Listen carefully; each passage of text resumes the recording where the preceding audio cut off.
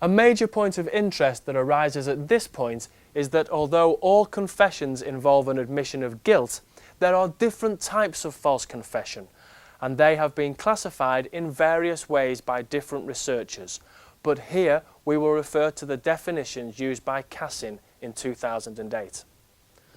The first type of false confession to consider here is the voluntary false confession. In this type of false confession, the confession is freely given by an individual to the police in the absence of any kind of pressure to confess. High-profile examples include the case of the kidnap of aviator Charles Lindbergh's son, to which over 200 people confessed. More recently, there was the case of the hoax Yorkshire Ripper tapes, when tape-recorded confessions were sent to the police team investigating the crimes, which goaded the police on their failure to solve the case.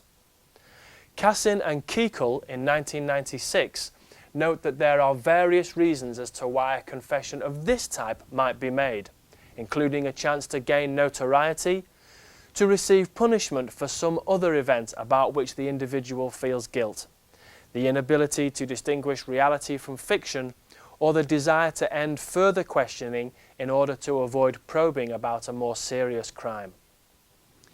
Cassin goes on to note that other false confessions are coerced in some way or are the result of some external pressure being applied to the accused. However, he further divides this category into two types of false confession. The coerced compliant false confession is the first example, and here the accused confesses to the crime in order to escape from a stressful questioning situation. Remember that the questioning may have gone on for a significant amount of time, and suspects may have been isolated for long periods of time as well. In 2004, Drizin and Leo examined a number of false confessions and found that 34% of them came from interrogations that had lasted between 6 and 12 hours, while 39% came from interrogations that lasted between 12 and 24 hours, and that the mean length of interrogations that resulted in false confessions was in excess of 16 hours. Alternatively, it may be the case that the suspect has been promised some form of potential advantage if they confess, such as a potentially lenient sentence, or to be removed from a harmful situation, whether that harm is real or indeed imagined by the suspect. However, in some ways, the most interesting of all the false confessions from a psychological point of view is that of the final type we will consider here, the coerced, internalized false confession. In this case, not only does the individual confess to a crime that they did not commit, but they also come to believe that they did actually commit the crime of which they have been accused. There are two possible explanations here. Participants may actually develop a memory of committing the crime, perhaps as a result of repeatedly hearing the police version of events over time. Alternatively, they admit to committing the crime, but they simply cannot remember having done so. Either because they believe that they have blocked out the event, as in the case of Michael Crow reported by Drizin and Colgin in 2004. 14-year-old Michael had been accused of stabbing his sister to death, but could not recall the event at all.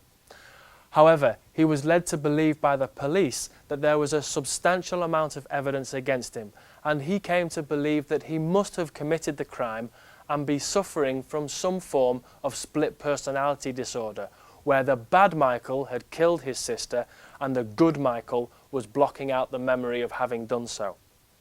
Fortunately, the true perpetrator of this crime was later apprehended by the police and all charges against Michael were dropped.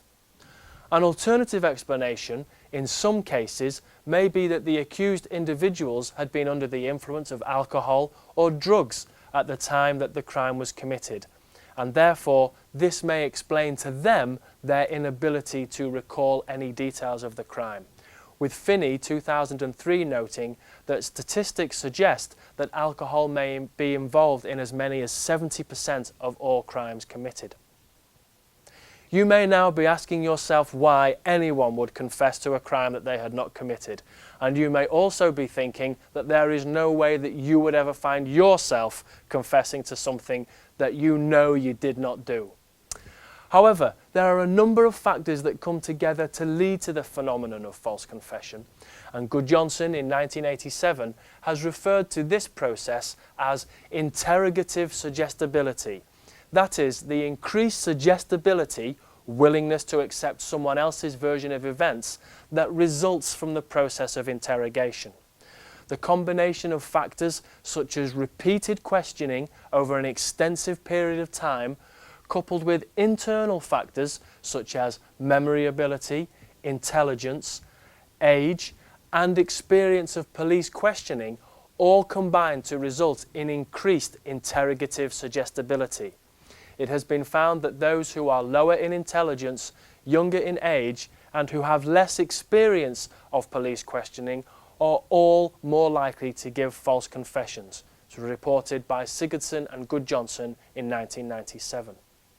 It can be hard for us to imagine why it might be the case that anyone would confess to a crime that they had not committed, and yet we have already seen numerous examples from the real world where this has happened. But there have also been attempts by psychologists to recreate these events in the laboratory by making participants believe that they have committed a crime when in actual fact they know that this was not the case. I want to turn attention now to some of these studies and to think about what they tell us about the nature of false confessions.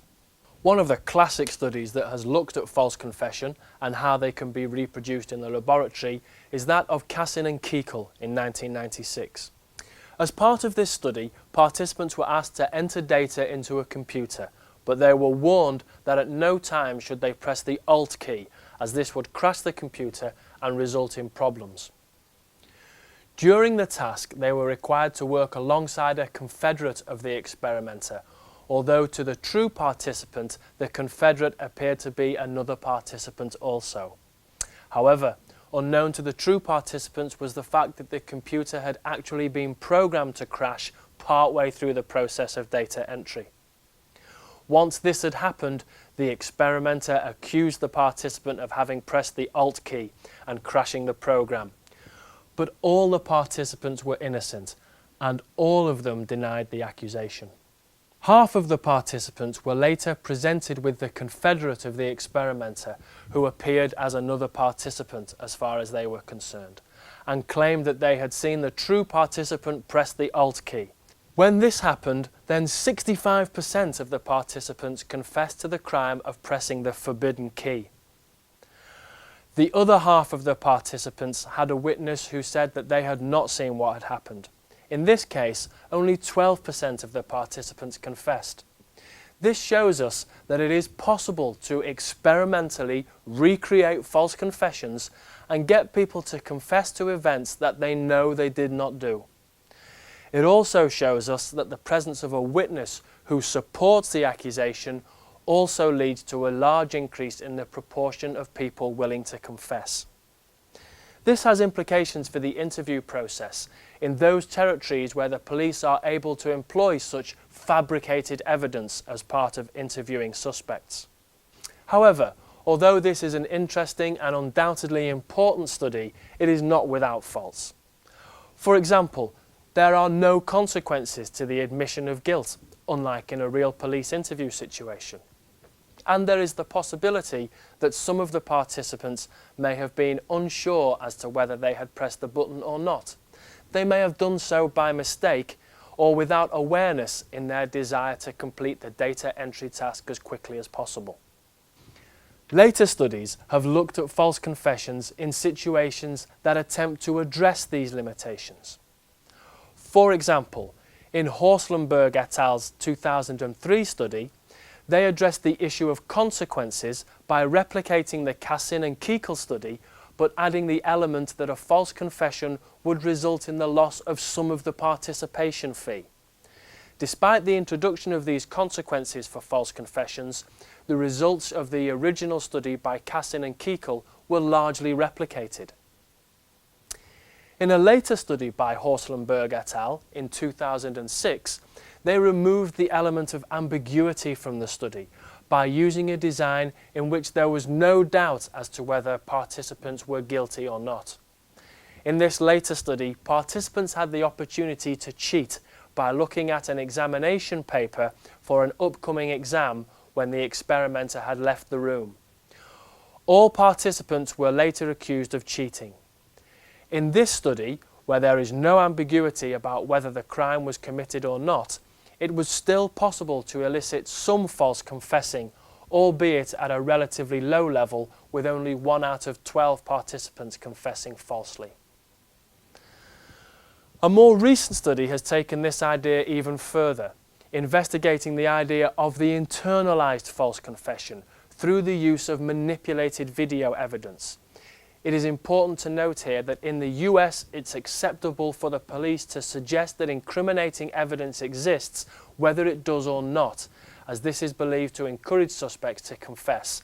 And we have seen that the use of witnesses to corroborate accusations has a dramatic effect on the percentage of false confessions. In Nash and Wade's study of 2009, participants had to complete a computerized gambling task, and they were later accused of having cheated on the task, which none of them had. Participants were also told that there was footage of them cheating on the task.